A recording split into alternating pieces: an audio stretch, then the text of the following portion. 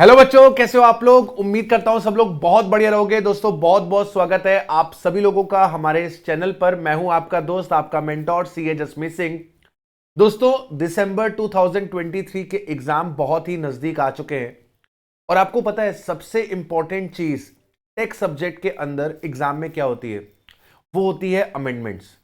अगर आप अमेंडमेंट्स को करके नहीं जा रहे हो तो आप अपना बहुत बड़ा नुकसान करने वाले हो। आपके एग्जाम में अमेंडमेंट्स का वेटेज अप्रोक्सीमेटली 15% तक का हो सकता है, यानी कि 15 नंबर तक की आपके पास अमेंडमेंट्स आ सकती है। तो इजीली आप अमेंडमेंट्स को पढ़कर अपडेट रहकर ये नंबर को स्कोर कर सकते हैं।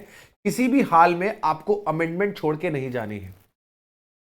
आज इस वीडियो के अंदर मैं आप लोगों के सामने जीएसटी की जो इंपॉर्टेंट अमेंडमेंट्स है वो लेकर आया हूं। इस अमेंडमेंट का जो लिंक है वो भी मैं आपको प्रोवाइड कर दूंगा, आप इसे डाउनलोड करके प्रिंट कर सकते हैं। तो मेक श्योर कि आप ये अमेंडमेंट करके जा रहे हैं। आपके पास एग्जेम्पशन चैप्टर्स में अमेंडमेंट आई है। इसमें हेल्थ केयर सर्विस के अंदर अमेंडमेंट है। ये जो कॉर्ड ब्लड बैंक वाला पॉइंट था ये अब डिलीट हो चुका है। इसके अलावा आपका जो आईसीयू है, सीसीयू है, आईसीसीयू है, एनआईसीयू है, इनका जो आपका चार्ज होता है पर डे, जो रूम का चार्ज होता है वो आपका एग्जेम्प्ट है। लेकिन इनके अलावा अगर हॉस्पिटल में कोई रूम लेते हो तो 5,000 रुपए तक की एग्जेम्पशन है, 5,000 रुपए के ऊपर टैक्सेबल है। ये अमेंडमेंट इंपॉर्टेंट है, करके जाना। इसके बाद आपके पैसेंजर ट्रांसपोर्टेशन सर्विस में एक छोटी सी अमेंडमेंट है, इसे कर लेना। गुड्स ट्रांसपोर्टेशन एजेंसी के केस में आपके पास एक छोटी सी अमेंडमेंट है कि सर अगर ट्रांसपोर्टेशन होता है गुड्स का एयरक्राफ्ट से या फिर वेसल से from the custom station of clearance in India to a place outside India, India से बाहर गुड्स का ट्रांसपोर्टेशन हो रहा है, आउटसाइड इंडिया गुड्स का ट्रांसपोर्टेशन हो रहा है एयरक्राफ्ट से और वेसल से, ये एग्जेम्पशन थी 30 सितंबर 22 तक और उसके बाद इसे टैक्सेबल कर दिया गया है। तो इसे भी करके जाना क्योंकि ये प्लेस ऑफ सप्लाई के साथ इंपॉर्टेंट बन जाती है।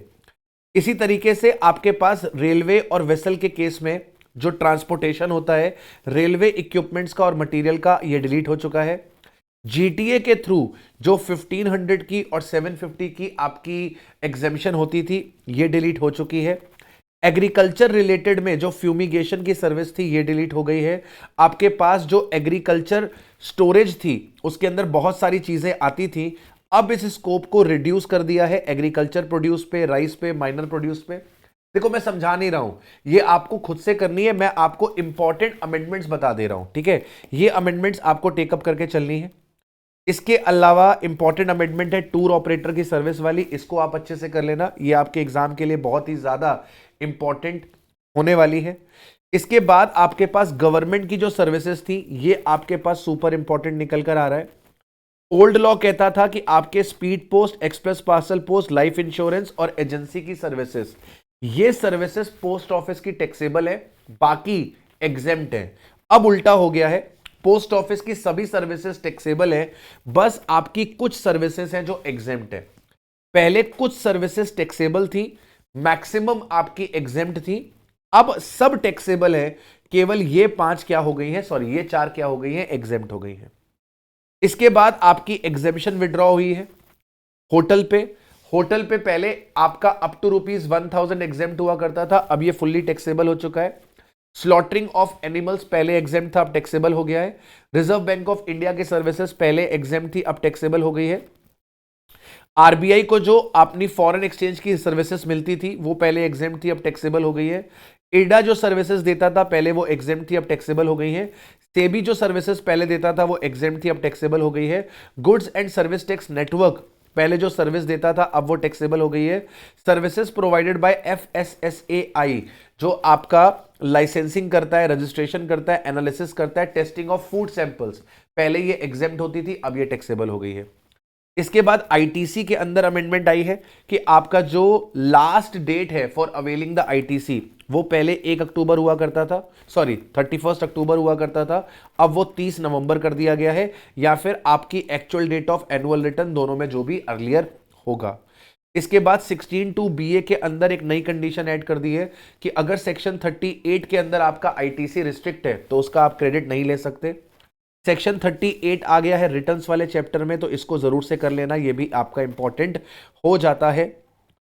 इसके बाद रजिस्ट्रेशन के अंदर अमेंडमेंट आई है। कॉम्पोजिशन डीलर का रजिस्ट्रेशन कब कैंसिल होगा, आपके जो अदर देन कॉम्पोजिशन डीलर है उनका रजिस्ट्रेशन कब कैंसिल होगा, एक बार इसको भी आप जरूर से टेकअप कर लीजिएगा।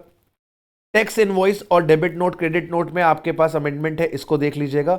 अब ये 10 करोड़ की जगह आपके पास 5 करोड़ एप्लीकेबल होगा, ये 5 करोड़ आपका एप्लीकेबल होगा, ये आप देख लीजिएगा। ठीक है, पेमेंट ऑफ टैक्स में छोटी सी अमेंडमेंट है, इसे आप जरूर से कवर कर लीजिएगा।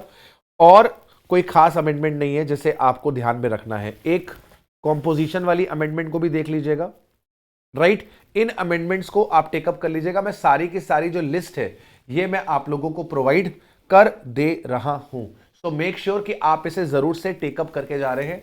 और ऐसी ही इंपॉर्टेंट वीडियोस के लिए बने रहिए हमारे इस चैनल पे। मिलते हैं आपसे ऐसे ही किसी नेक्स्ट वीडियो पे। Bye bye, love you all.